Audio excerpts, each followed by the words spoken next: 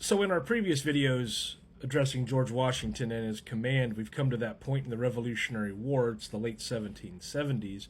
Washington still holds on to command, but the command now doesn't look like it did earlier in the war. It's not the way that it once was. He wasn't riding, at the front of the line, right? He wasn't directing movements hour by hour. He wasn't even near most of the fighting by this point in the Revolution. Instead, he was managing the war through correspondence, through the writing of letters. And reports were arriving, and sometimes they'd be days late, sometimes even weeks. And then, on occasion, they wouldn't even arrive at all.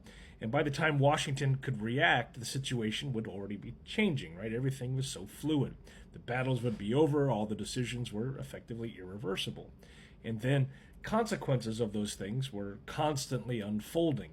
And so this was for Washington really leadership at a distance, and it was frustrating. Washington could do things like recommend strategy, but he couldn't enforce it. He could warn against, taking rash actions, but he couldn't prevent them.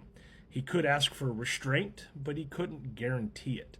And every letter that was written carried weight, and what he wrote might shape a campaign, and what he didn't write might be taken as approval. And so all of this moved as slowly as a man on horseback could carry it. And so this kind of command demanded patience. It required trust, the trust in his subordinates who didn't always agree with him. It also required accepting that mistakes would be made in his name. And, well, Washington was savvy enough to understand the risk. If things went badly, he would still need to be held responsible.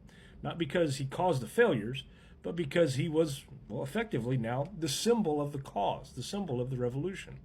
And so he focused on what he could control, the tone, the consistency, the restraint. And he was trying to hold the war together with judgment instead of, his own force. He was trying to use caution instead of, just being impulsive. And with the understanding that leadership now meant something different than it had at the start when he, makes his appearance at the Siege of Boston.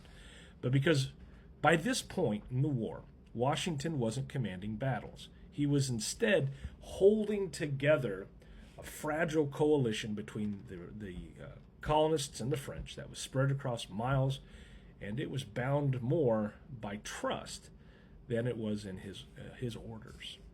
Thanks for watching.